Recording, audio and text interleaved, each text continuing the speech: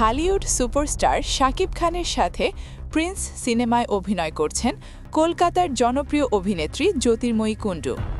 সম্প্রতি এক সাক্ষাৎকারে কিং খানের সাথে কাজের অভিজ্ঞতা শেয়ার করেন তিনি। জ্যোতির্ময়ী জানান, কাজ শুরুর আগে শাকিবকে নিয়ে নানা নেতিবাচক কথা শুনলেও বাস্তবে তিনি অত্যন্ত শান্ত ও অমায়িক। শাকিবকে একজন ভালো মনের মানুষ হিসেবেও আখ্যা দিয়েছেন এই নায়িকা। চলুন সরাসরি শুনে নেওয়া যাক তার মুখ থেকেই।